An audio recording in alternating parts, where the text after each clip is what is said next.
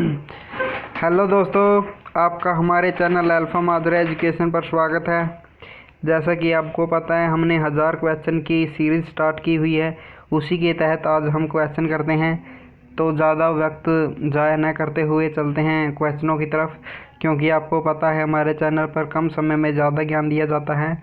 तो चलते हैं क्वेश्चनों की तरफ। तो देखिए, आज का पहला क्वेश्चन है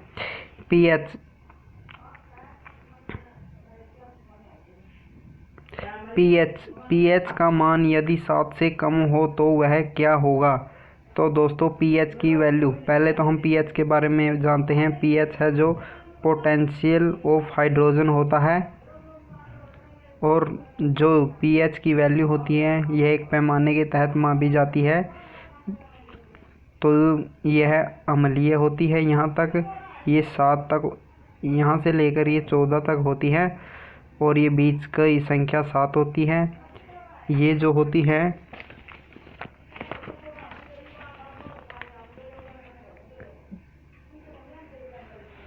ये दोस्तों यहाँ पर 7 है जो ये अम्लीय होगी, और ये यहाँ की जो 7 से ज़्यादा होगी वो अक्षारीय होगी, और जो 7 पर होगी वो उदासीन होगी। तो दोस्तों,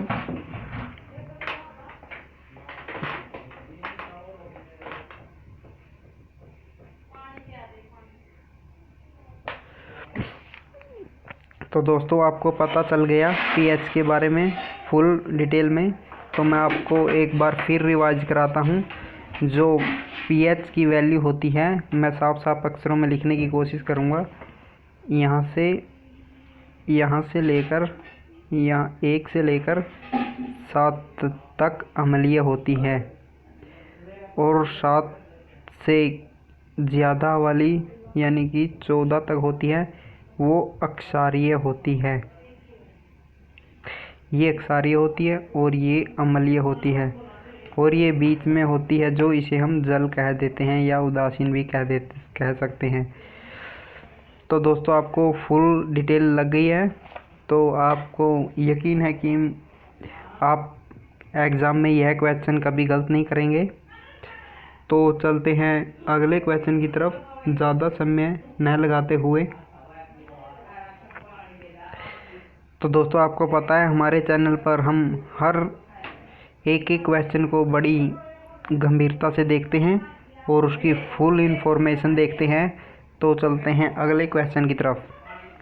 गाजर किस विटामिन का स्रोत है। तो दोस्तों, गाजर किस विटामिन का स्रोत है, आप भी कमेंट में नीचे लिखिए कि गाजर किस विटामिन का स्रोत है। तो मैं आपको बता दूं, गाजर जो है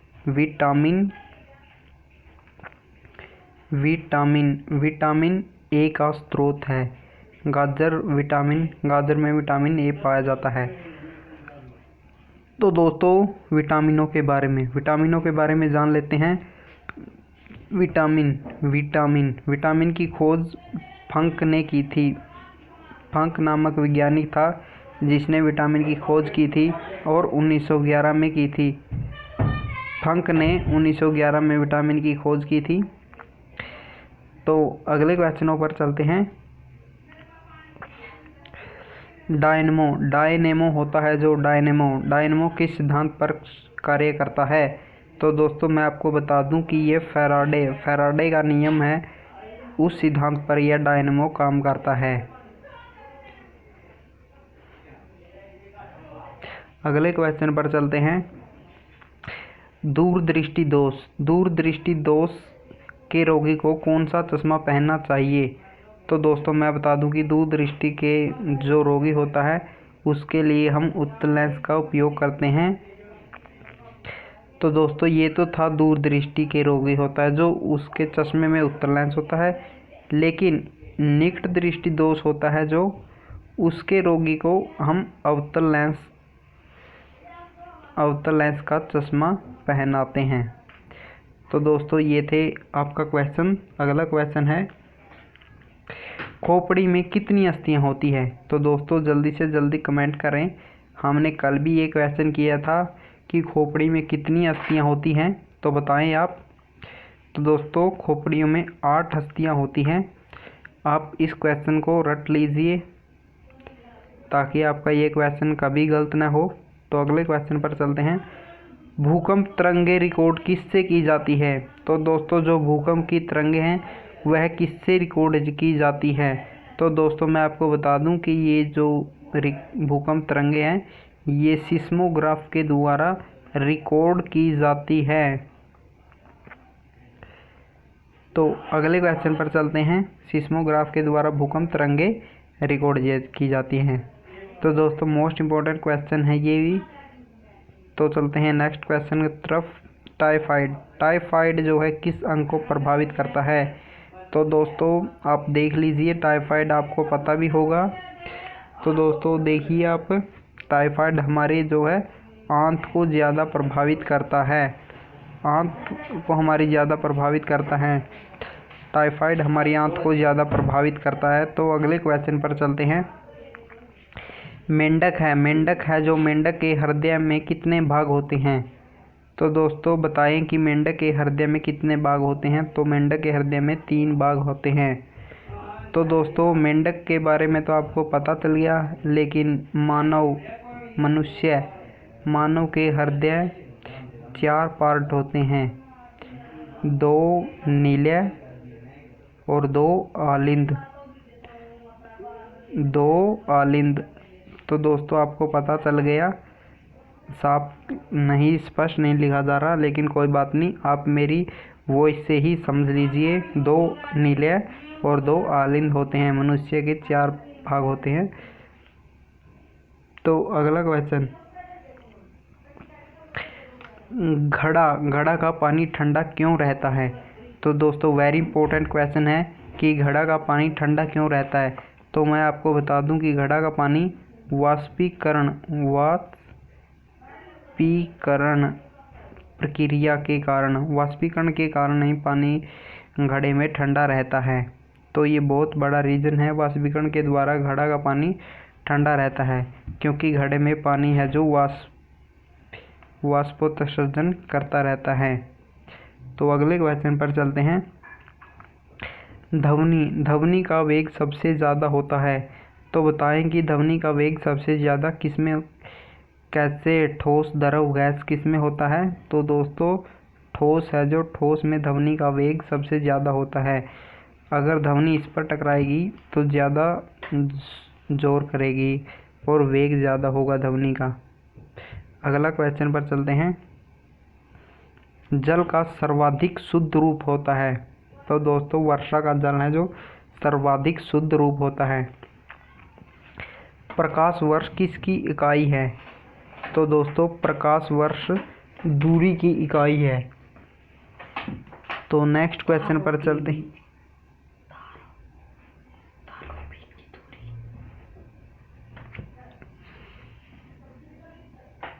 अगले क्वेश्चन पर चलते हैं। शुष्क बर्फ कहलाती है। तो दोस्तों शुष्क बर्फ क्या कहलाती है? CO2 को हम शुष्क बर्फ भी कहते हैं, यानी कि कार्बन डाइऑक्साइड को हम शुष्क बर्फ भी कह देते हैं। तो नेक्स्ट क्वेश्चन पर चलते हैं। विटामिन की खोज किसने की थी? तो दोस्तों मैंने आपको पहले भी बताया है, विटामिन की खोज फंक वैज्ञानिक ने की थी 1911 में। नेक्स्ट क्वेश्चन पर चलते हैं। लोहे को इस्पात में बदलने के लिए क्या मिलाया जाता है? निकेल धातु बनाई जाती है। जब हम लोहे को इस्पात में बदलते हैं तो हम निकेल धातु का प्रयोग करते हैं। नेक्स्ट क्वेश्चन पर चलते हैं। तंबाकू में विषैला पदार्थ होता है। तंबाकू है जो इसमें सबसे जहरीला पदार्थ होता है, उसका नाम है निकेटन। क्या है दोस्तों? निकेटन है उसका नाम। नेक्स्ट क्वेश्चन पर मूव करते हैं। रबर क्या है? तो दोस्तों रबर है जो एक प्राकृतिक बहुलक होता है। दोस्तों रबर एक प्राकृतिक बहुलक होता है।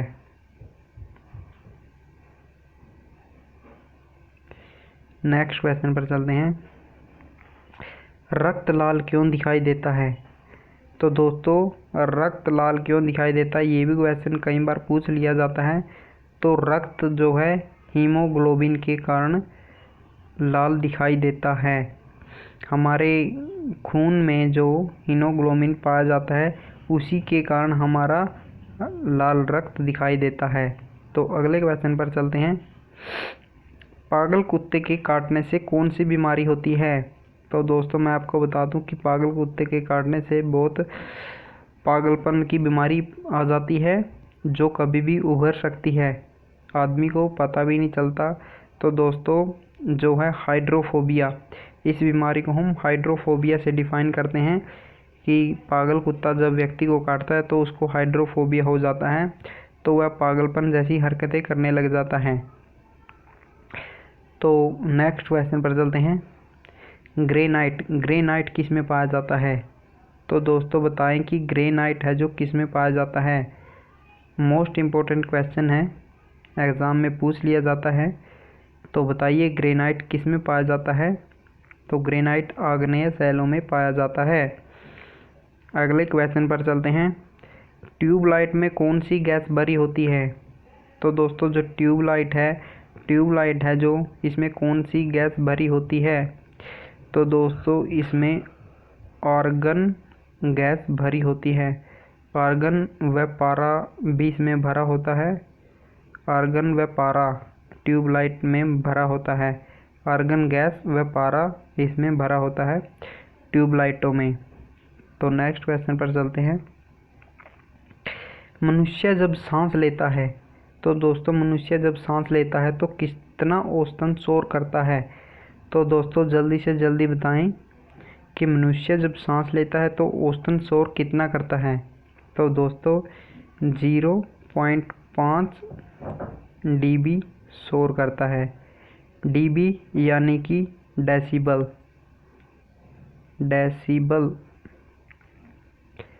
डेसिबल जो ध्वनि मापने की इकाई होती है, ध्वनि मापने की इकाई को हम डेसिबल कहते हैं।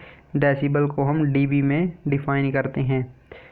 तो मनुष्य जब सांस लेता है तो 0.5 dB का शोर करता है। तो नेक्स्ट क्वेश्चन पर चलते हैं। भविष्य का ईंधन किसे कहा जाता है? तो दोस्तों आपको पता ही होगा, वेरी इजी क्वेश्चन है। भविष्य का ईंधन किसे कहा जाता है?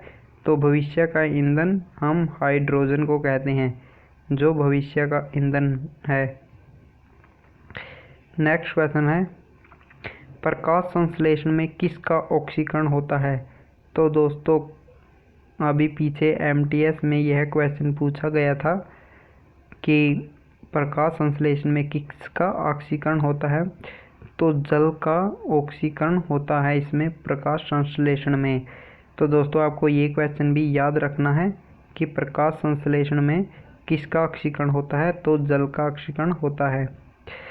सोडियम को किस दरों में रखा जाता है? तो दोस्तों बताइए कि सोडियम है जो इसको हम किस दरों में रखते हैं? Na द्वारा हम इसको डिफाइन करते हैं सोडियम को। तो सोडियम को हम खुली हवा में तो छोड़ नहीं सकते हैं, तो हम इसको कैरोसिन में रखते हैं। इसको हमें खुले हवा में नहीं छोड़ सकते सोडियम को, तो इसलिए हम इसको कैरोसिन दरों में रखते हैं। तो नेक्स्ट क्वेश्चन पर चलते हैं। प्रकाश संश्लेषण में पौधे कौन सी गैस का अवशोषण करते हैं? तो दोस्तों प्रकाश संश्लेषण के दौरान पौधे जो हैं अवशोषण करते हैं तो CO2 गैस का अवशोषण करते हैं। तो दोस्तों आपको एक बात बता दूं कि हमें रात के समय पेड़ के नीचे नहीं सोना चाहिए, क्योंकि वो रात के समय CO2 कार्बन डाइऑक्साइड जहरीली गैस छोड़ते हैं जो हमारे स्वास्थ्य के लिए हानिकारक है। तो आप रात के समय वृक्षों के नीचे न सोएं। तो अगला क्वेश्चन पर चलते हैं। जब एक चलती वस्तु की गति दुगनी की जाती है तो उसकी गतिज ऊर्जा पर क्या प्रभाव पड़ेगा? तो दोस्तों जब एक चलती वस्तु की गति दुगनी की जाती है तो उसकी गतिज ऊर्जा पर क्या प्रभाव पड़ेगा? तो वह उसकी 4 गुना बढ़ जाएगी। नेक्स्ट क्वेश्चन पर चलते हैं। खाद्य ऊर्जा को किसके द्वारा प्रदर्शित किया जाता है? तो दोस्तों आपको बता दूं कि खाद्य ऊर्जा को हम कैलोरी के द्वारा प्रदर्शित करते हैं। अगले क्वेश्चन है, मानव शरीर में क्रोमोसोम की संख्या कितनी होती है? तो मैं आपको बता दूं, ये कई बार वैसे ही क्वेश्चन ऑप्शन ऐसे दे देते हैं कि हमें क्रोमोसोम की संख्या या पेयर के बारे में नहीं पता चलता। अगर यहाँ जोड़े लिखा होता तो हमारा क्वेश्चन कुछ और बनता, लेकिन यहाँ लिखी है क्रोमोसोम की संख्या, तो हम बताएंगे 46। क्रोमोसोम की संख्या 46 है और 23 जोड़े होते हैं। ठीक है दोस्तों, आपको पता चल गया, 23 जोड़े होते हैं और क्रोमोसोम की संख्या 46 होती है। नेक्स्ट क्वेश्चन पर चलते हैं, ध्वनि की चाल कितनी होती है? तो दोस्तों ध्वनि की चाल कितनी होती है? ध्वनि की चाल 760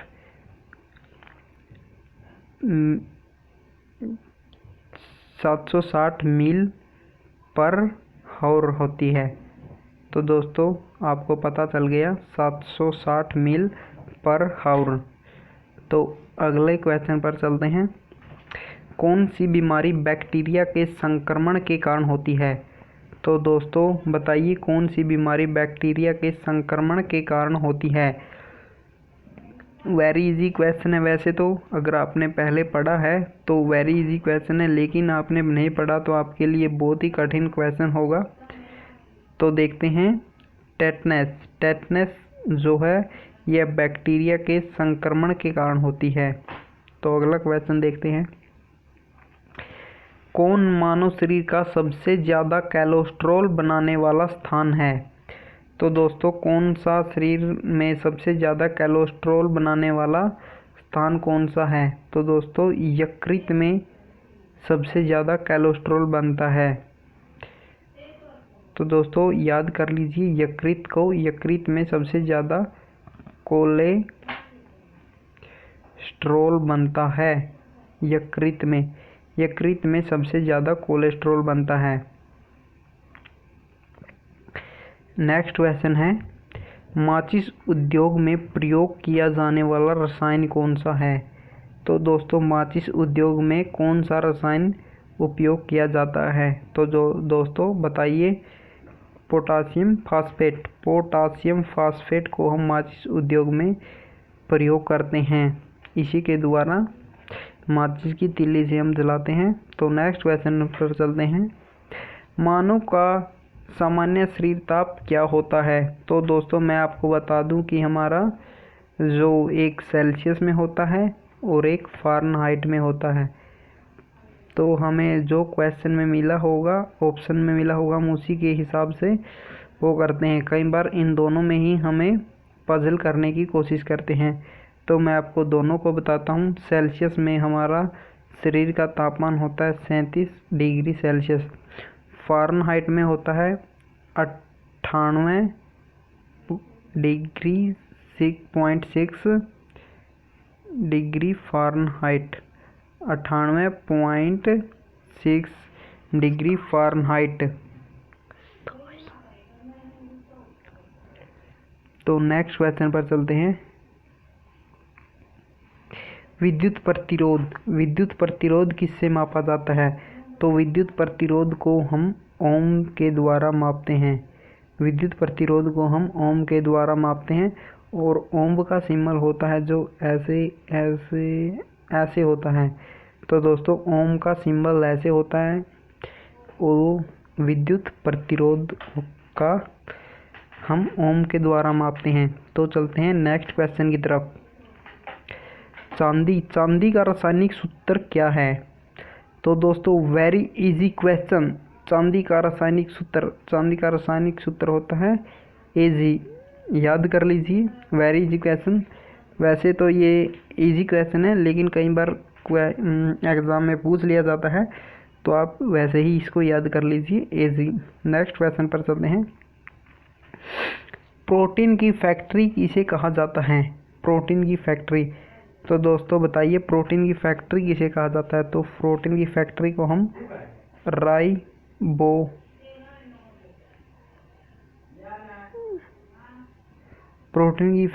हम राइबोसोम कहते हैं। नेक्स्ट क्वेश्चन है, शरीर में मांसपेशियों की संख्या कितनी होती है? शरीर में मांसपेशियों की जो संख्या होती है वो 650 के लगभग होती है। हमारे शरीर में 650 के लगभग होती हैं मांसपेशियाँ। आप इस क्वेश्चन को भी याद कर लीजिए, वेरी इजी क्वेश्चन है। शरीर का सबसे कठोर तत्व कौन सा होता है? तो दोस्तों हमारे शरीर का सबसे कठोर तत्व होता है जो हमारे जबड़ा है, उसमें दांतों का एनिमल होता है, दांतों का एनिमल। तो दोस्तों ये हमारे शरीर का सबसे कठोर भाग होता है। नेक्स्ट क्वेश्चन है, संसार का सबसे छोटा पुष्प कौन सा है? तो दोस्तों हमने कई बार पढ़ा है, बहुत ज़्यादा बार पढ़ा है ये क्वेश्चन। संसार का सबसे छोटा पुष्प है बुल्फिया। क्या है? बुल्फिया संसार का सबसे छोटा पुष्प है। अगला क्वेश्चन है, मनुष्य नहीं सुन सकते। तो दोस्तों मनुष्य है जो हम प्राश्रव्य जो है ध्वनि को नहीं सुन सकते। तो दोस्तों प्राश्रव्य को केवल कुत्ते ही सुन सकते हैं। कुत्तों के द्वारा प्राश्रव्य ध्वनि को सुना जा सकता है। तो दोस्तों ये 3 प्रकार की होते हैं ध्वनि। एक होती है श्रव्य, एक होती है प्राश्रव्य और एक होती है अश्रव्य। तो दोस्तों ये ध्वनि के प्रकार हैं। तो चलते हैं अगले क्वेश्चन की तरफ। मानव मूत्र में उत्सर्जित होता है। तो दोस्तों मानव का जो मूत्र है इसमें उत्सर्जित होता है विटामिन सी या यूरिया। मानव मूत्र में उत्सर्जित होता है यूरिया या विटामिन सी। तो नेक्स्ट क्वेश्चन पर चलते हैं। नींबू और संतरे में उपस्थित अम्ल होता है। नींबू और संतरे में उपस्थित अम्ल होता है साइट्रिक अम्ल है जो वो नींबू और संतरे में उपस्थित होता है। अल्फांसो। तो दोस्तों ये एक आम का प्रकार होता है। ये भी काफ़ी बार एग्ज़ाम में पूछ लिया गया है, तो आप इसको भी याद कर लें। प्रकाश संश्लेषण के दौरान प्रकाश ऊर्जा रूपांतरित होती है। तो दोस्तों प्रकाश संश्लेषण के द्वारा प्रकाश ऊर्जा रूपांतरित होती है ऊष्मा ऊर्जा के। नेक्स्ट क्वेश्चन, वायुमंडलीय दाब की माप की जाती है। वायुमंडलीय दाब है जो इसकी माप की जाती है बैरोमीटर के द्वारा। बैरोमीटर के द्वारा इसकी माप की जाती है वायुमंडल दाब की। सबसे कठोर पदार्थ। तो दोस्तों सबसे कठोर पदार्थ जो इस विश्व दुनिया में है उसे हम हीरा मानते हैं, जो कार्बन का रूप है। कार्बन का जो शुद्ध रूप है वो हीरा है और कार्बन के 2 अपरूप ही होते हैं। नेक्स्ट क्वेश्चन है, मनुष्य के लिए सबसे हानिकारक विकिरणें हैं जो वे क्या हैं? मनुष्य के लिए सबसे हानिकारक विकिरणें हैं जो हैं सूर्य की किरणें हैं। सूर्य की किरणें हैं जो मनुष्य के लिए सबसे हानिकारक किरणें हैं। इनसे हमें ओजोन लेयर बचाती है। ओजोन लेयर हमें इनसे बचाती है। ओजोन लेयर है जो हमें इनसे बताती है। इसीलिए ओजोन लेयर हमारी जीवन के लिए आवश्यक है। तो चलते हैं अगले क्वेश्चन की तरफ। तरल में किस वस्तु पर उत्प्लावन बल निर्भर करता है? तो यह वस्तु के भार पर निर्भर करता है। अम्ल वर्षा मुख्यतः किस गैस के कारण होती है? अम्ल वर्षा होती है जो SO2 सल्फर ऑक्साइड के कारण या नाइट्रस ऑक्साइड या सल्फर ऑक्साइड, ये दोनों ऑप्शन में मिल जाते हैं कई बार।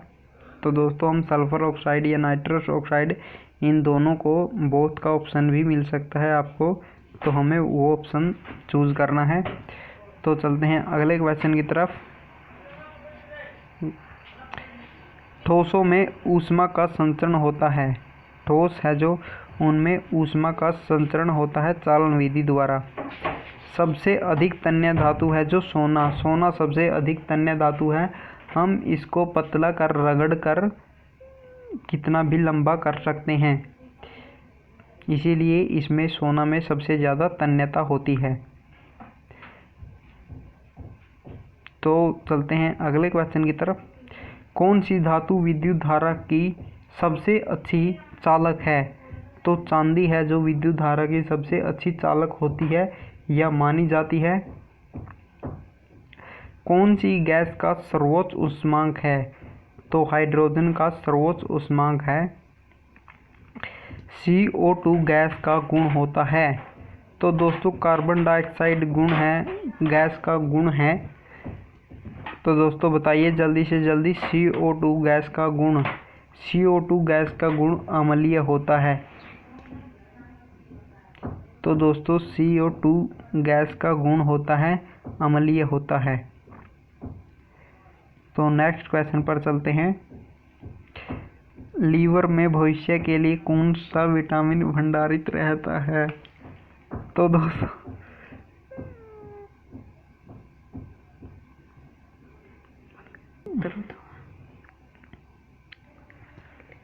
दोस्तों लीवर में भविष्य के लिए विटामिन ए जो है भंडारित रहता है। तो अगला क्वेश्चन है, साबुन का बुलबुला है जो किन कारणों से रंगीन दिखाई देता है? साबुन का बुलबुला है जो किन कारणों से रंगीन दिखाई देता है? तो व्यतिकरण है जो, व्यतिकरण के कारण साबुन का बुलबुला है जो वो रंगीन दिखाई पड़ता है। बर्फ के घनत्व की तुलना में पानी का घनत्व होता है जो उच्च होता है। तो अम्ल का स्वाद बताइए दोस्तों जल्दी से जल्दी। अम्ल का स्वाद जो होता है खट्टा होता है। अम्ल का स्वाद खट्टा होता है। और कई बार अम्ल का तो आपने देख लिया, लेकिन जो अक्षार है उसका कड़वा होता है।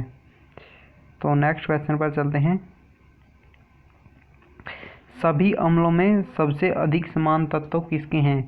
तो सभी अम्लों में सबसे समान तत्व हैं जो वो हाइड्रोजन के हैं। तो नेक्स्ट क्वेश्चन पर चलते हैं। तड़ित चालक बनाए जाते हैं जो तांबे से बनाए जाते हैं। जो तड़ित चालक होते हैं वो तांबे से बनाए जाते हैं। दोस्तों इस क्वेश्चन को आप नोट भी कर लीजिए क्योंकि वेरी इंपॉर्टेंट क्वेश्चन है। अभी CHSL में पूछा था पिछली बार। तो अगला क्वेश्चन, स्थायी चुंबक बनाए जाते हैं इस्पातिस। दोस्तों आप देख लीजिए इसको, जो स्थायी चुंबक है इससे बनाए जाते हैं। सूर्य की सतह पर तापमान कितना होता है? तो दोस्तों जल्दी से जल्दी कमेंट करके बताइए कि सूर्य की सतह का तापमान कितना होता है। तो दोस्तों आप हिसाब ही ला सकते हैं कि कितना होगा। अगर सूर्य की किरणें ही हमारी पृथ्वी तक पहुंचती है, वो ही इतनी हमें गर्मी देती हैं, तो अगर सूर्य की सतह है जो, इसका तापमान कितना होगा? तो दोस्तों मैं आपको बता दूं कि इसका तापमान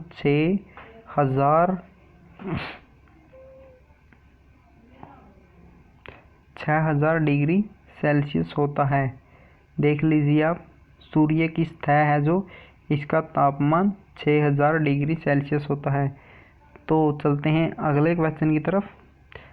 लाल रक्त कण की कब्र हम यकृत को कहते हैं।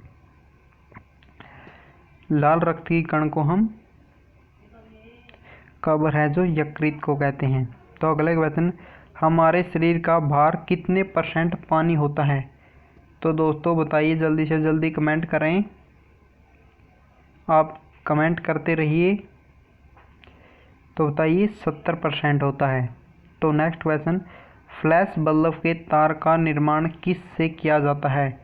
जो फ्लैश बल्ब होती है इसके तार का निर्माण किस से किया जाता है? तो तांबा से किया जाता है। वसा में कौन सा विटामिन भंडारित रहता है? तो दोस्तों बताइए जल्दी से जल्दी, वसा में कौन सा विटामिन है जो घुलनशील रहता है? नहीं रहता दोस्तों, आप ये भी देख लीजिए, एग्ज़ाम में कई बार ये भी क्वेश्चन गलत हो जाता है। हम नहीं देखते, जल्दी जल्दी में टिक मार्क करते चलते जाते हैं। तो वसा में जो घुलनशील होता है पहले वो देख ले हम। A, D, E, K जो ये है ये वसा में घुलनशील है, और जो नहीं होते घुलनशील वो है B और C। तो इस क्वेश्चन का आंसर है जो B और C है। B और C विटामिन है जो वसा में घुलनशील नहीं होते हैं। तो दोस्तों आप इसको ट्रिक के माध्यम से भी याद कर सकते हैं। अगर आप करना चाहें तो आप कीड़ा याद कर सकते हैं। कीड़ा तो आप याद कर ही सकते हैं। कीड़ा याद कर लीजिए, वसा में जो है घुलनशील होते हैं। ये वसा में घुलनशील होते हैं, चारों विटामिन वसा में घुलनशील होते हैं, और ये आपको ऑटोमेटिक याद हो जाएंगे। BC जो नहीं होते। तो कीड़ा आप याद कर लीजिए। तो नेक्स्ट क्वेश्चन की ओर मूव करते हैं। बेल किसकी इकाई है? तो दोस्तों बेल है जो ये तीव्रता, बेल है जो तीव्रता की इकाई है। एनीमोमीटर का उपयोग किसे मापने में किया जाता है? तो एनीमोमीटर है जो एनीमोमीटर का उपयोग हम पवन का वेग मापने में करते हैं। पवन का वेग मापने में हम एनीमोमीटर का उपयोग करते हैं। तो दोस्तों आपको अगर सभी उपकरणों के बारे में ट्रिक चाहिए तो आपको ट्रिक दी जाएगी। आप हमारे चैनल के नीचे डिस्क्रिप्शन बुक में जाइए और वहाँ आपको एक लिंक मिलेगा, उस पर क्लिक करें और आप ट्रिक लें बढ़िया से बढ़िया। अगर आपको उससे भी अच्छी ट्रिक चाहिए तो आप इस वीडियो के नीचे कमेंट बॉक्स में कमेंट करिए और ट्रिक लीजिए। जो आपको चाहिए उस चीज़ पर आपको ट्रिक मिलेगी। तो जितने ज़्यादा कमेंट आएंगे उतनी जल्दी वीडियो बनेगी। तो दोस्तों चलते हैं अगले क्वेश्चन की तरफ। जल, वायु, पारा तथा लोहे में से किस में ध्वनि का वेग अधिकतम होता है? तो दोस्तों बताइए कि ध्वनि का वेग इन चारों में से किस में होता है? तो दोस्तों आपको पता ही होगा, ध्वनि का वेग सबसे ज़्यादा ठोस में होता है। तो यहाँ जो ठोस है वो लोहा है, तो लोहे में ध्वनि का वेग सबसे ज़्यादा होगा। ये इजी क्वेश्चन है, अगर आपको ये याद है कि ध्वनि का वेग सबसे ज़्यादा ठोस में होता है। तो चलते हैं अगले क्वेश्चन की तरफ। सिडेराइट किसका अयस्क है? तो दोस्तों बताइए सिडेराइट है जो किसका अयस्क है? तो ये लोहे का अयस्क होता है सिडेराइट। नेक्स्ट क्वेश्चन पर चलते हैं। मनुष्य के रक्त का pH मान क्या होता है? तो दोस्तों मैंने आपको पहला ही क्वेश्चन किया था pH के बारे में, पोटेंशियल ऑफ हाइड्रोजन।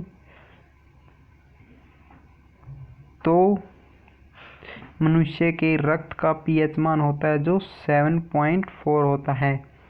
7.4 जो है मनुष्य के रक्त का pH वैल्यू होता है।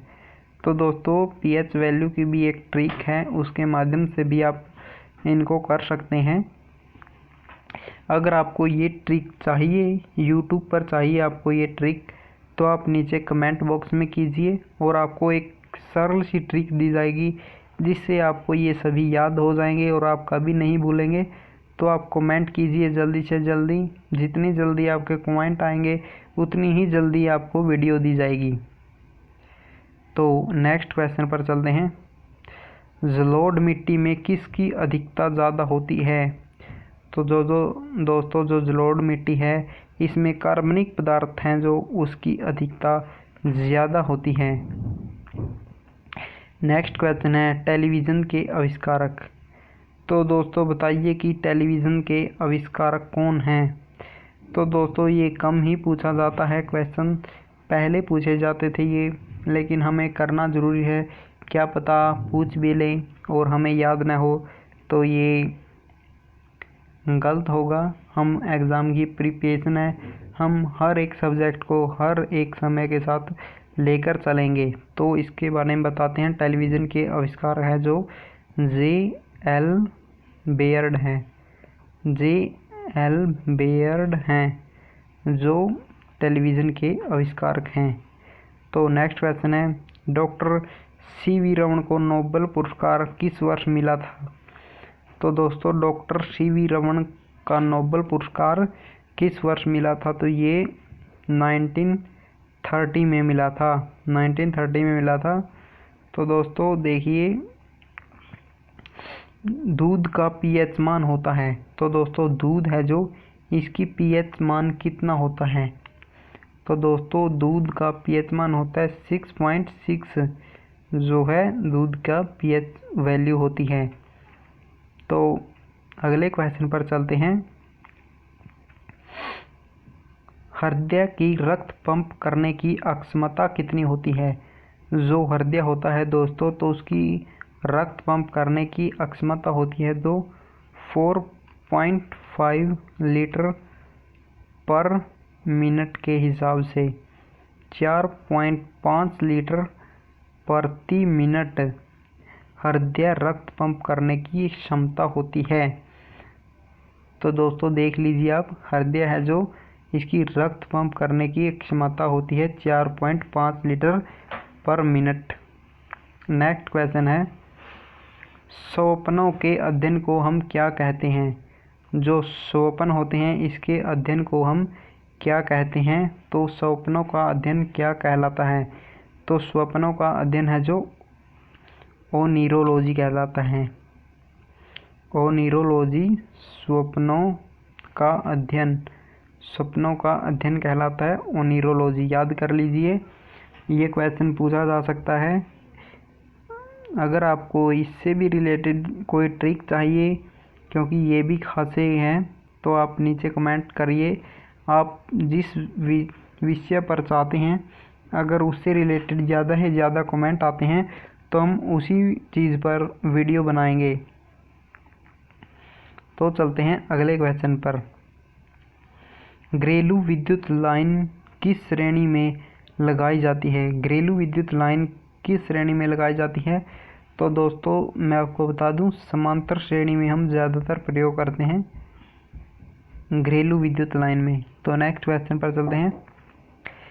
कृत्रिम सुगंधित पदार्थ बनाने में किस अमल का प्रयोग किया जाता है।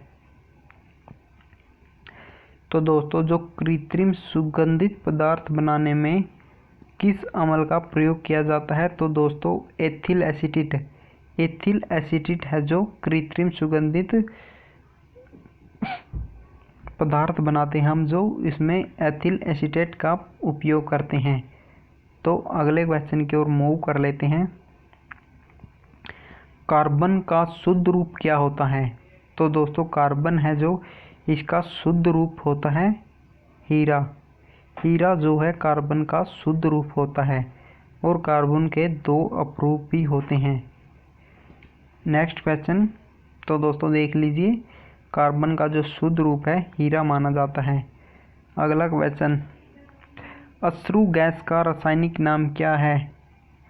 तो दोस्तों आप देख लीजिए, अश्रु गैस का रासायनिक नाम है क्लोरोएसिटोफिनोन। क्लोरोएसिटोफिनोन अश्रु गैस का रासायनिक नाम है। नेक्स्ट क्वेश्चन है, चुंबकीय क्षेत्र का एसआई मात्रक क्या होता है। तो दोस्तों चुंबकीय क्षेत्र है जो इसका एसआई मात्रक क्या होता है, टेस्ला।